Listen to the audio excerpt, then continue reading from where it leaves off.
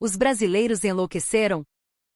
Você já experimentou a sensação de uma cidade desaparecer da noite para o dia após as chuvas torrenciais incríveis relatadas pela Rede Globo? Inundações inacreditáveis engolem telhados, estradas e até semáforos em meio à lama.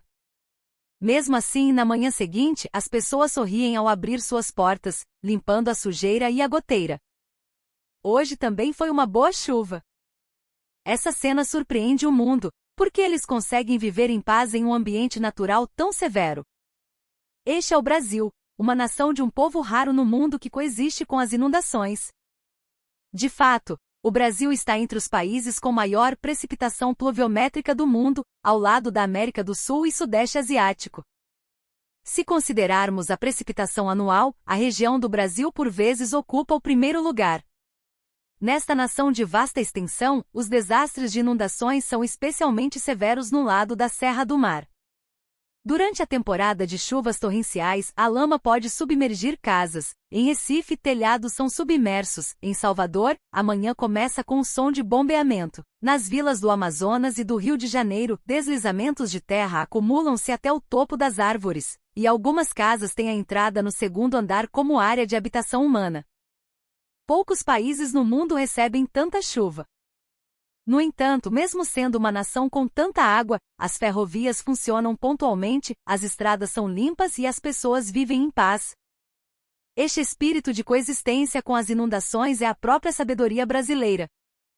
A enchente é um teste, às vezes esmaga telhados, fecha estradas e interrompe a vida. Mas os brasileiros não veem a enchente como um inimigo, mas passam longos anos a conviver com ela. Eles adaptam a inclinação dos telhados, os vizinhos cooperam para dividir o trabalho de limpeza, arriscando a vida para resgatar das coberturas. A postura deles contém reverência pela natureza e a determinação de coexistir. Quando a seca chega, esta água se transforma em fonte abundante, descendo as montanhas para irrigar campos, dar vida ao café e preparar a boa cachaça. O calor é nutrido na umidade, está aí a beleza da estação chuvosa brasileira. A sabedoria e a resiliência de não fugir da enchente e coexistir com a água moldaram a cultura desta nação. Na quietude da lama e do caos, o calor humano brilha ainda mais intensamente. Esta é a história tecida pelo Brasil sobre a coexistência com as inundações.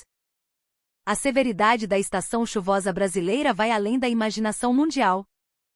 Seu símbolo é o Pico da Neblina, na divisa entre Manaus e Roraima. Em fevereiro de 1927, o pluviômetro desta montanha registrou uma precipitação diária de 11 metros e 82 centímetros, suficiente para enterrar completamente um prédio de 4 andares. Este recorde ainda está registrado como a maior precipitação diária do mundo.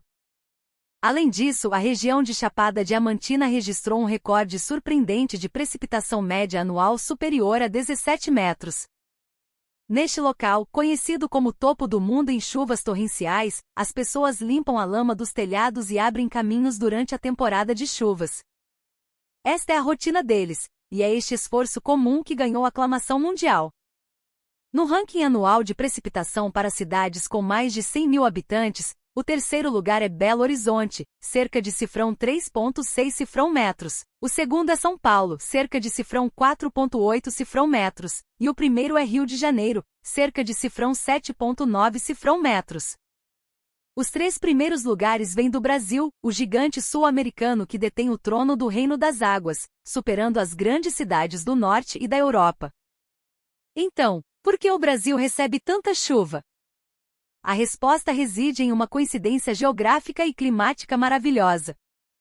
No verão, as monções úmidas do sudoeste vindas do Atlântico e os sistemas de baixa pressão, ao atravessarem o vasto território, absorvem uma grande quantidade de vapor de água. Este ar úmido choca-se contra a Serra do Mar e outras cadeias montanhosas, gerando nuvens de chuva e aguaceiros. Essas nuvens descarregam chuvas torrenciais nas planícies ocidentais e nas áreas montanhosas, às vezes cobrindo completamente uma cidade da noite para o dia. Este fenômeno é raramente visto em outros países. É porque nações onde o oceano e as montanhas estão tão próximos e a diferença de altitude é tão drástica como no Brasil, são incomuns. O próprio relevo natural se torna o palco para o nascimento das chuvas torrenciais. O climatologista estrangeiro, Dr. Schmidt, disse em sua obra que o Brasil é um milagre de um país chuvoso. Não há outra nação onde as ferrovias funcionem e as pessoas vivam em paz em meio a tanta água acumulada e lama. De fato, mesmo nas áreas mais úmidas, os trens funcionam quase sempre pontualmente. À noite, a iluminação pública reflete na água, criando uma paisagem de sonho. Turistas estrangeiros, ao verem esta cena, ficam muitas vezes sem palavras. É este o mundo dos brasileiros que vivem neste clima severo? Recentemente nasceu uma cultura que desfruta dos benefícios trazidos pela chuva. As cachoeiras na Estação das Águas atraem turistas de todo o mundo.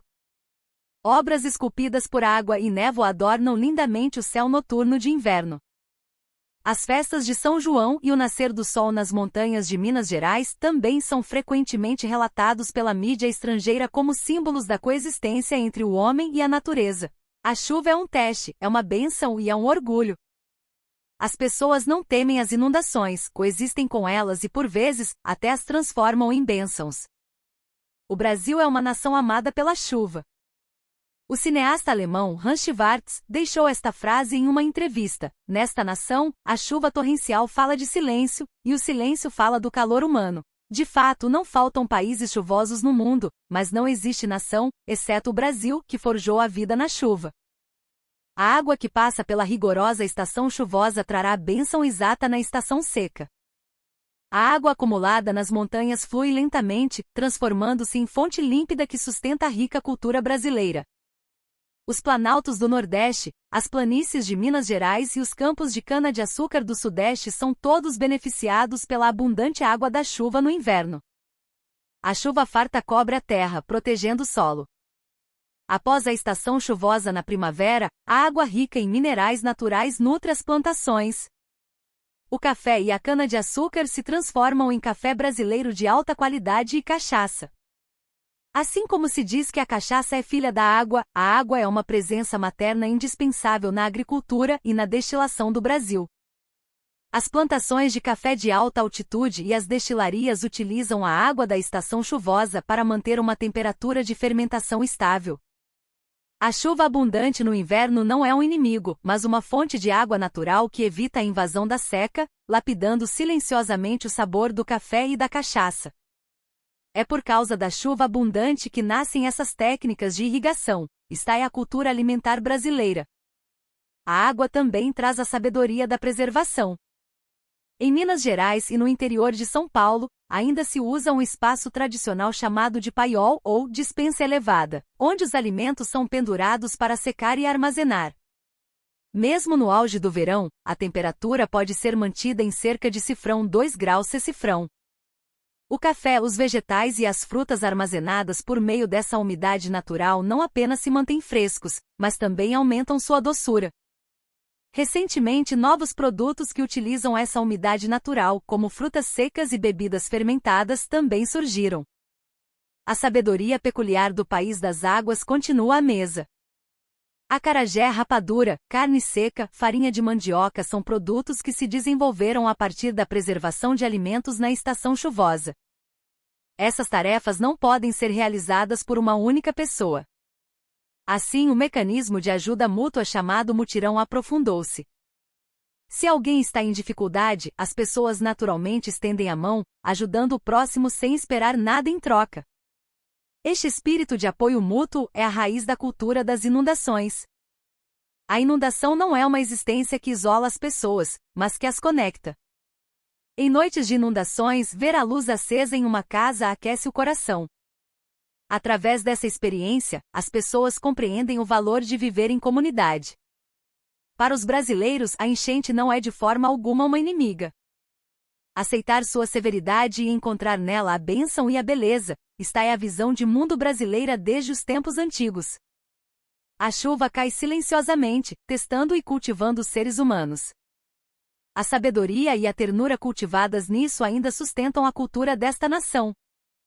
A chuva conecta o povo deste país. Embora a cultura de inundações do Brasil seja celebrada, a noite do teste também chegou. Em fevereiro de 2018, uma chuva e ventos frios recordes atingiram o Sudeste. A rodovia transamazônica BR-230, em Pará foi coberta por um deslizamento de terra maciço e água acumulada, causando um engarrafamento catastrófico. Naquela noite, ocorreu um evento inesquecível para todos. A BR-230 à noite estava mais silenciosa do que o normal. Disse silêncio, mas se você ouvir atentamente, pode ouvir a água da chuva batendo incessantemente na carroceria. Os limpadores de para-brisa raspavam o vidro embaçado. O aquecedor emitia um som grave, soprando calor continuamente. Logo, as luzes traseiras vermelhas da frente pararam de se mover. Toda a fila parou. Apenas o som do motor murmurava profundamente na lama. A sensação de tempo gradualmente desapareceu.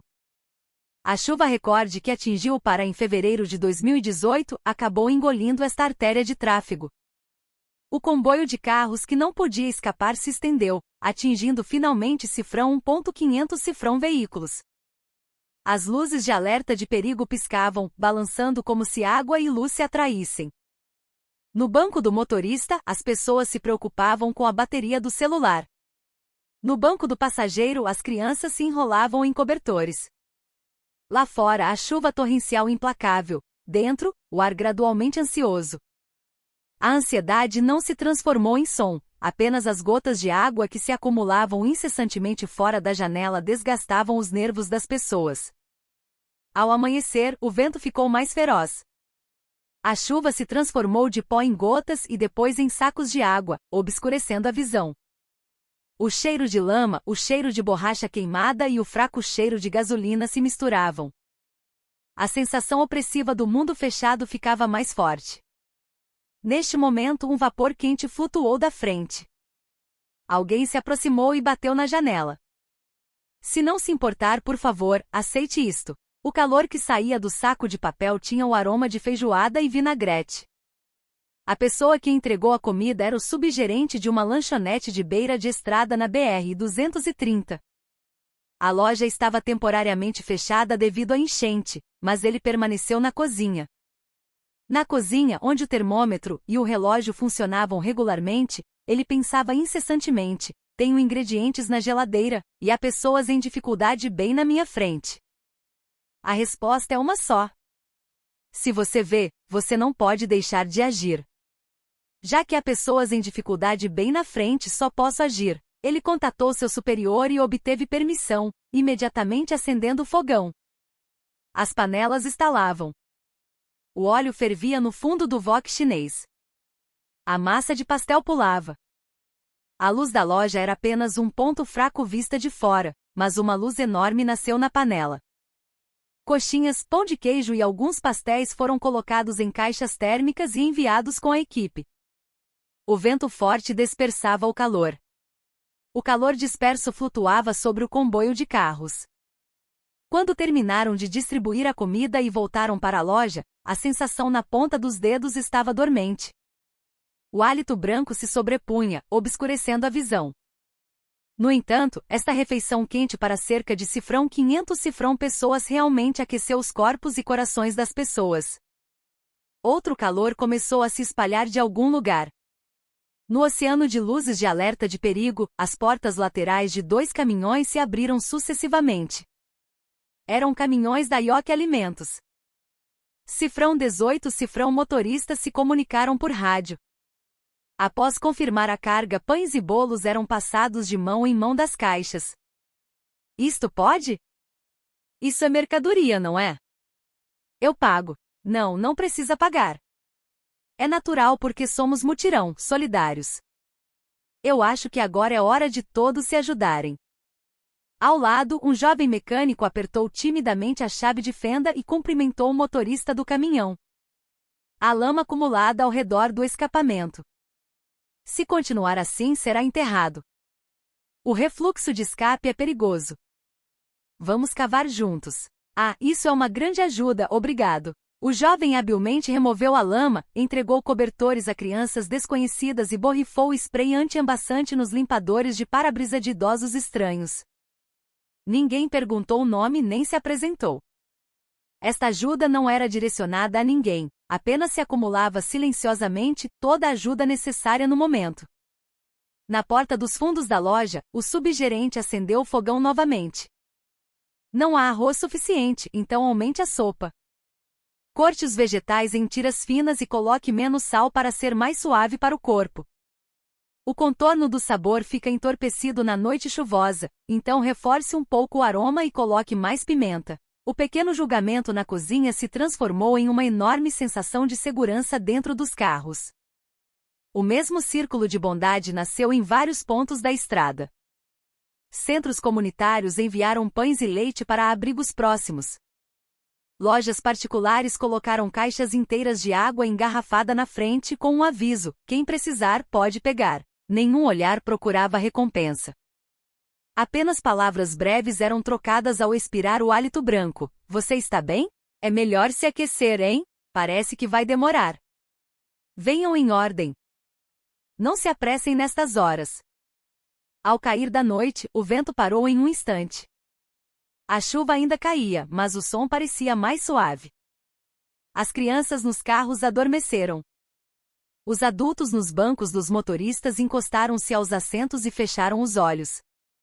Um pequeno som metálico veio de longe, era o sinal de que o veículo de limpeza havia reiniciado. Uma linha fina apareceu na borda da estrada que antes era uma parede de lama. A linha gradualmente se tornou uma estrada. O comboio de carros parados avançou lentamente um pouco. Na manhã seguinte, a lama ainda estava profunda e a ajuda demorou a chegar, mas as expressões das pessoas estavam mais calmas do que no dia anterior. Alguns dobraram cuidadosamente o saco de papel da lanchonete e o guardaram no painel. Alguns transformaram o saco de pão distribuído em uma pequena lixeira. Alguns acenaram para a família do carro vizinho que conheceram à noite. O que eles se lembravam não eram nomes, mas a temperatura das mãos e o cheiro do calor. Este evento logo se espalhou para o exterior. A legenda em inglês foi adicionada às imagens transmitidas por satélite: The Spirit of Mutual Support, o espírito de apoio mútuo. Este é o pacto de ajuda mútua cultivado pela chuva ao longo do tempo. Os acadêmicos podem chamá-lo de capital social de assistência mútua em seus artigos. No entanto, as pessoas no comboio sabiam que era mais simples do que isso. Eles sobreviveram àquela noite por causa da frase de um estranho: por favor, aceite isto, e você está bem? Quando o engarrafamento foi resolvido e os veículos passaram, a cozinha da lanchonete voltou ao silêncio da limpeza. O gerente desligou o fogão e limpou a última panela. Lá fora ainda havia lama. Ele suspirou e disse brevemente: se acontecer de novo, faremos a mesma coisa. A chuva ainda é rigorosa. A natureza não mudou nada. O que mudou foi o comportamento que as pessoas escolheram. Não resistir à inundação, mas compartilhar um pouco do frio com alguém durante a enchente. Esta sucessão de escolhas traçou estradas quentes na terra lamacenta. Assim relembramos: a chuva testa a humanidade, mas é no teste que os humanos podem se tornar gentis. Naquela noite na BR-230, no Pará, inúmeras pequenas bondades emitiram uma luz mais poderosa do que a chuva torrencial e o ar gelado. Enquanto o espírito de mutirão existir, por mais severa que seja a estação chuvosa brasileira, ninguém se sentirá sozinho. Naquela noite, na carroceria do caminhão, não havia apenas brasileiros, mas também um turista americano chamado David. Esta era sua primeira viagem ao Brasil, ansioso pela paisagem verdejante das montanhas do Sudeste. A paisagem verde de campos que ele viu durante o dia era como uma pintura. Ele havia dito que a estação chuvosa brasileira era tranquila. No entanto, naquela noite na BR-230 em Pará, quando os veículos pararam de se mover, a situação mudou completamente. Lá fora, era a escuridão que absorvia o som, dentro, estava ficando gradualmente frio. Desligar o motor resultava imediatamente em hálito branco. O motorista do táxi repetiu em tom calmo: tudo bem, com certeza vai passar. Mas a sensação de insegurança em um lugar estranho era enorme. Quanto mais o tempo passava, mais a ansiedade se acumulava. Quanto tempo mais teremos que esperar? Pensou David. Neste momento, ouviu-se uma batida na janela. De pé na chuva estava um brasileiro vestindo um uniforme de trabalho. Seu rosto estava vermelho de frio, seu hálito era branco, mas ele tinha um sorriso gentil.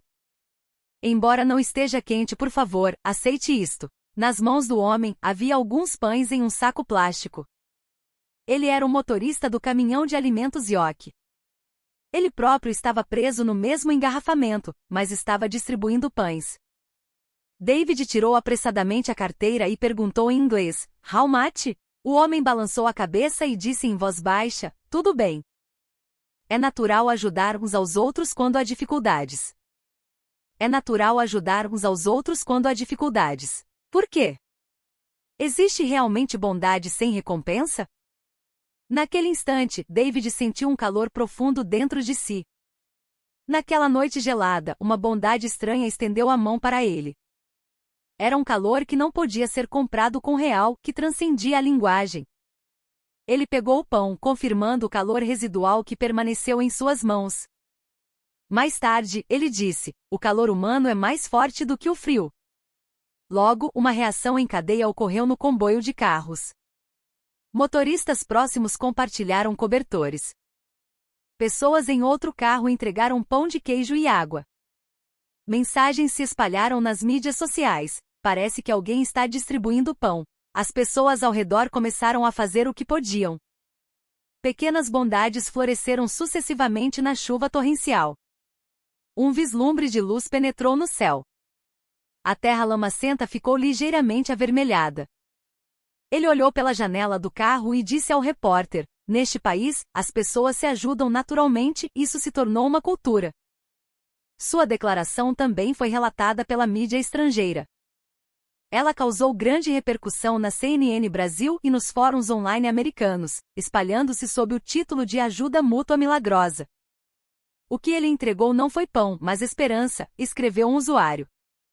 Outro disse, "O povo do país das inundações vive para aquecer aos outros, não para vencer a corrente." David concluiu em uma entrevista após retornar ao seu país, "O que aprendi no Brasil é que o cuidado não precisa de explicação nem de razão. Mesmo que a língua não seja compreendida, as almas podem se conectar." Aquela noite foi a melhor prova disso. A chuva não é apenas um desastre, é a luz do calor humano gravada no coração de uma nação, e essa luz brilha mais intensamente nas inundações. O cenário de compartilhar pão e cumprimentar estranhos na noite de chuva torrencial não é acidental. O povo do país das inundações tem vivido se apoiando mutuamente desde os tempos antigos. A limpeza de telhados, a colheita, a preparação para festas e os trabalhos de recuperação de desastres. Estas não são tarefas que podem ser feitas por uma única pessoa. Por causa disso, as pessoas naturalmente dependem da força umas das outras e vivem nessa confiança. Mutirão é o termo que os brasileiros usam para este mecanismo de ajuda mútua. Originalmente, era o costume de todos ajudarem a plantar mudas ou consertar casas. Mesmo sem remuneração, a ideia de "na próxima vez, será minha vez de precisar de ajuda", unia firmemente as comunidades. Mutirão não é apenas trabalho em grupo, é a sabedoria para a sobrevivência e um pacto que mantém a confiança.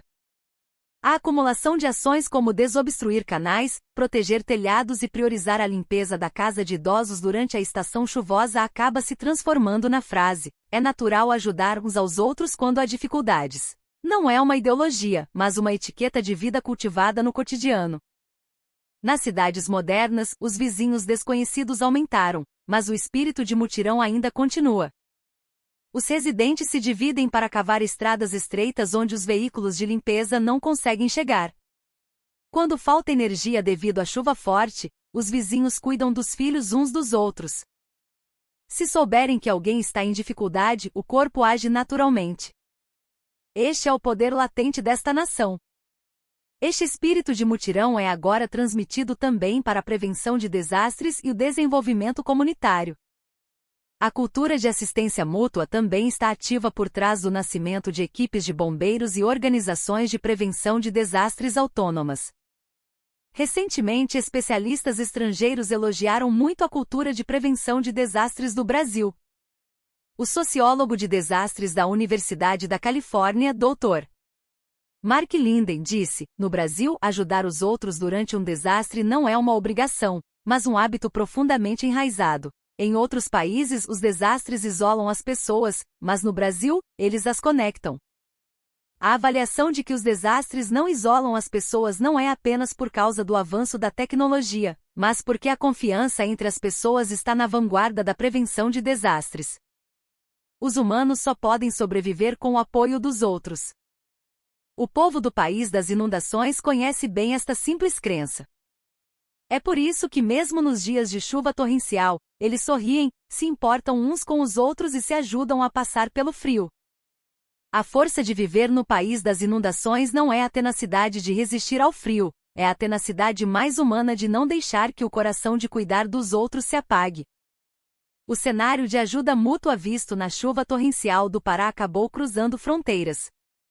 A mídia estrangeira relatou o milagre da ajuda mútua. O espírito de mutirão foi apresentado como símbolo de uma nação gentil. Na seção de comentários do site de notícias americano, havia muitas vozes de surpresa. O povo desta nação considera natural proteger uns aos outros na crise. Este é o valor que a humanidade quase esqueceu. Jornais europeus também relataram a cena de brasileiros compartilhando comida com estranhos, chamando-a de um ato que mostra a esperança ao mundo. Ao mesmo tempo, também houve uma perspectiva realista. Muitas opiniões construtivas apontaram que a lentidão da limpeza era um desafio administrativo e que mais recursos deveriam ser investidos em contramedidas. Isso mostra que o Brasil é uma nação que se apoia mutuamente não apenas no espírito, mas também no sistema. Além disso, a psicóloga de desastres australiana Dra. Sarah Mackenzie analisou que a sociedade brasileira herda a ajuda mútua como uma cultura, não como uma emoção.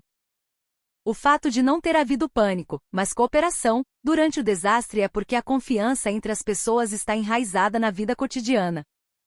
A mídia asiática também introduziu a palavra mutirão. Esta palavra é mais prática do que laço. Os brasileiros consideram o ato de ajuda mútua em si como uma cultura. Os comentários em todos os países têm um ponto em comum: expressam respeito pela ternura sem recompensa. O espírito de mutirão nutrido no país das inundações emociona agora não apenas o Brasil, mas o mundo inteiro.